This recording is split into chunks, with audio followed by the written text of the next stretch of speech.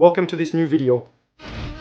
Alright, we're going to customize the panel lift once again. Last time I mounted a trimmer on the panel lift. You crank it, it goes up to the desired height, you move the panel lift and it cuts the hedge by itself. No need to climb on a stepladder or hold the trimmer at arm's length. It's hard work, it's dangerous, you could fall. But here, it's really the panel lift that does all the work, and on top of that, you can set it to the desired height. I got roasted in the comments. People said it's dangerous, could tip over, or my hedge won't be straight even though my yard is flat, but I know what I'm doing. And in the worst case, great concept. Nature, as soon as you cut it, it grows back. If it leans a little to one side or the other, it's absolutely not a big deal. I'm not at the Palace of Versailles. I'm not looking for a perfect hedge. Music, this isn't Versailles. It's not Versailles. That's from the commercial. You know it, right? So today, I decided to customize the panel lift into a basketball hoop. Believe it or not, basketball has been a big passion of mine for a very long time. My daughter is getting more and more interested in it, so she asked me for a basketball hoop. She wanted to attach it to the front of the house, but I said no and suggested a freestanding one. We checked Go Sport, Intersport and Decathlon, bought it, brought it home and set it up. So it's convenient because it has wheels, you can move it easily. Everything folds up, there are containers you can fill with water or sand to weigh it down, and there's a cover. It's great. So we got it and we set it up. And then she tells me I want it at 3.05 meters. So I start cranking it up, and at that moment I think to myself, what an idiot, I've got it. This is a panel lifter, just a mast on wheels that moves up and down. I didn't regret buying it at all because it's perfect. I'll film it so you can see.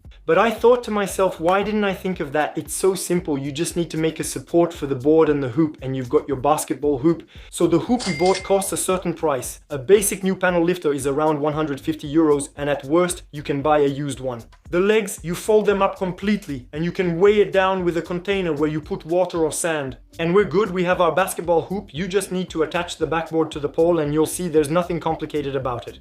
So I bought a hoop, I have a plywood board, we're going to make a backboard with the hoop, we'll attach it to the pole, we'll crank it up, and we'll have exactly the same thing. The advantage is that I can remove the backboard from the drywall lift, get my drywall lift back if I need to take it to a job site. For lifting drywall sheets, of course, or anything else. Once you no longer need it, put it back in the yard, attach the backboard, and the kids are happy. So, the goal is to make a mounting system that we can put on the drywall lift and remove very easily for the backboard. I'm going to use plywood. I thought I had some 22mm thick plywood, but I don't, so we're going to use 2 layers of plywood. With wood glue and screws, it's not going anywhere, but we still need something solid. The goal isn't to do dunks and hang on the rim, but we need something that will last over time. So the rim, of course, you buy it ready-made with the net. Go Sport, Intersport, Decathlon, or even online, you'll find what you need. With a spring, without a spring, the classic basketball backboard is white with black outlines. I want to keep the wood look of the plywood, so I'll make the frame, of course, in black, and I'll route it using the router and the right bit. We're going to paint with spray paint, sand all around, and varnish everything, and it'll be perfect. So everything you're going to see in this video, you can of course do yourself. There's nothing complicated.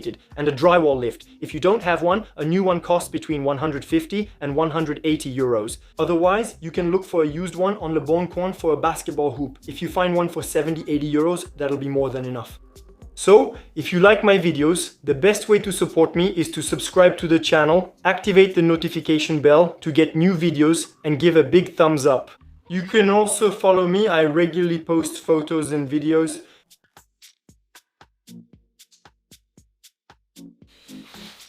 So the idea is to use 15mm thick plywood, and I'm going to double it to get 30mm. You can use any type of board. It could be particle board, it could be laminate, MDF, OSB, why not? Or even solid wood. I already have some plywood on hand, so it helps me use up my stock, which isn't a bad thing. I'm going to cut this board down since it's a bit too big. Ideally, I want 1.05 meters by 70 centimeters, and I'll keep the offcuts. We're going to use it as a guide, the frame. We'll route the frame that will go over the rim later. I'll talk to you about that in a bit, but for now, let's cut with some music.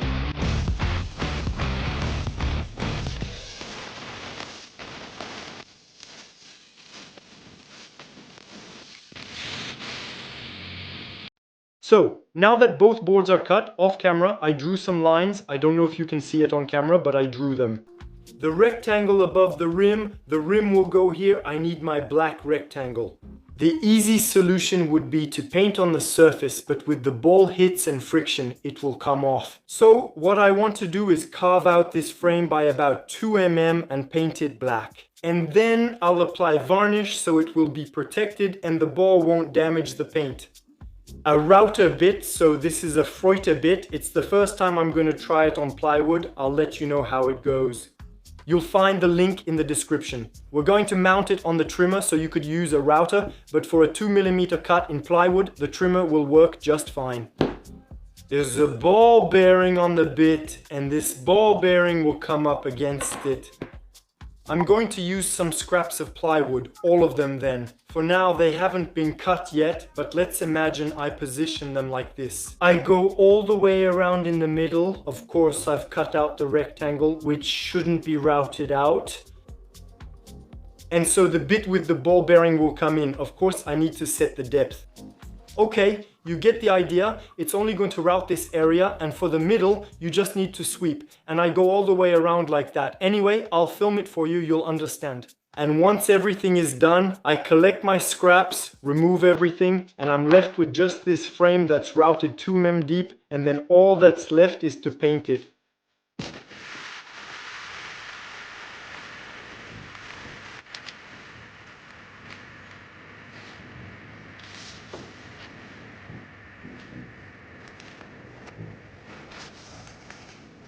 The frame is finished. I added some plywood scraps with 2 screws because I don't have a clamp big enough to reach here. All around there are clamps. One was a third hand going all the way up to the ceiling to press the middle part. All I have left to do is route out this whole area. So here I know I have 30 mm. I need to add 2 mm to route out the plywood, so 32 mm.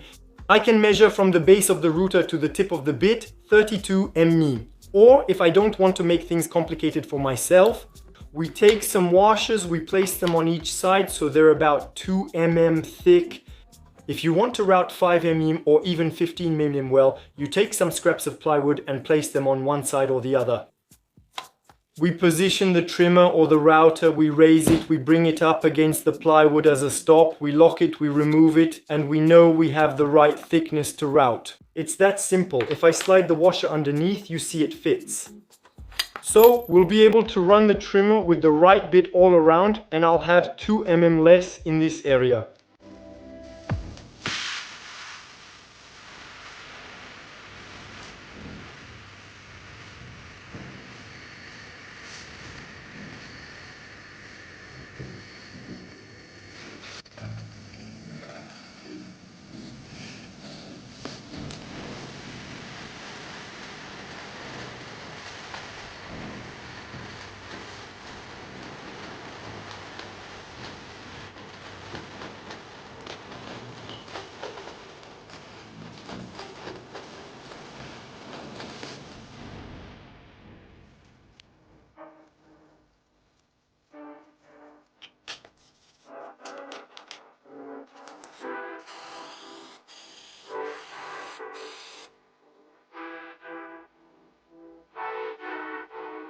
I've put the board outside to dry after painting it black. I'll add a second coat later and then film for you. We'll remove the tarp and masking tape to check if the result is perfect. For now, what interests me is the drywall lift, the part where we'll attach the board and the hoop, so I'm going to remove this part. And what interests me is what's hidden underneath, so we could move the board and the hoop by making another structure, because the legs of course can get in the way. In my case, it won't bother me at all. I'm going to fold them up completely and then I'll put a wedge under the drywall lift to level it. As soon as the legs are folded, it tends to lean slightly, you just need to level it. And then if you need to, you can weigh it down with a container, sand or water. But in my case, I don't want to hang on it, so there's no risk. And even the basket I bought, even though it's made for that, it has weights, but they recommend not hanging on it, not swinging from the hoop. So we're going to remove this part, and underneath this cover, I'll film it for you up close. A part that's more or less square, and we can use it to make a template all around the screws directly on the board. And then that'll do the trick. We'll find a little way to hang it up easily. So this is the part right here. We even already have the hole. You see, I just removed it with the screw. We could use it to completely lock the board in place. We'll see. So here, the goal is to use this piece, which is square, so it won't turn. That works perfectly for me. It turns a little bit, but I know how to lock it later. Some things might get in my way here, like a small weld spot. The goal is to put plywood all around and later remove it. I'll screw the plywood square onto the board, but I won't tighten it completely to avoid trouble attaching it, and because things like this get in my way. I'm going to put washers at the bottom, at the top, on all 4 sides with some tape for now. Then I press my plywood down, take the measurements, cut everything, and assemble it all with wood glue and screws. And I could fit it together very easily. And I can even use the hole from earlier by putting in a screw with a washer and a bolt to lock the basket in place.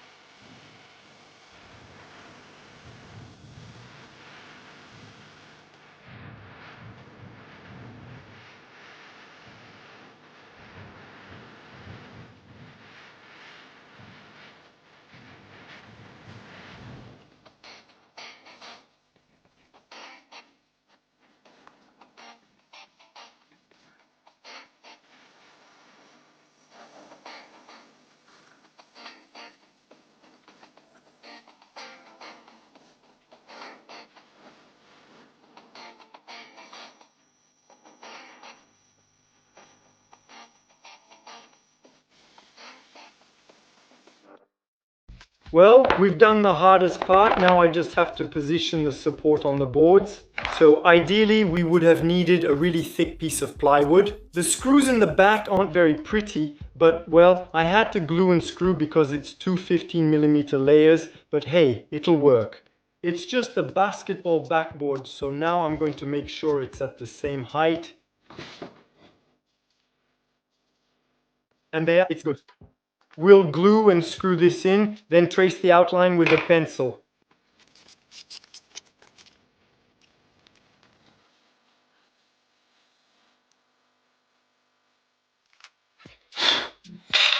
A few screws, 40mm long. Since I have 3 layers of 15 here, that's 45. So with 40 I'm good. I'll talk to you in a bit. The screws are specs, and the head has a special recess for the bit. It's a Torx, but a special one. I'll tell you more about it in a bit.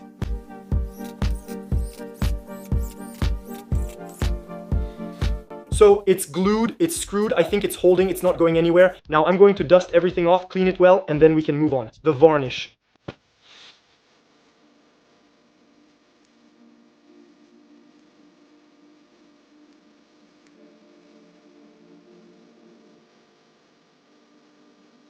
Alright, we're back the next morning. The varnish has dried. For now, there's only one coat, so you can feel the wood fibers coming through. I'm going to sand all of this at a slow speed with 400 grit just to break down the little fibers that are sticking out. Then we'll dust it off thoroughly. Second coat, still with the same varnish, let it dry. Now I could sand the second coat again, still with 400 grit slow speed, dust it off. Third coat, sand, fourth coat, but it's absolutely pointless. We're working on a basketball backboard. 2 coats will be enough for a perfect result. Once the second coat dries, we can hang the hoop. And then we'll be done with the board. The hoop, we attach it to the lift and we can play basketball, but for now we're sanding.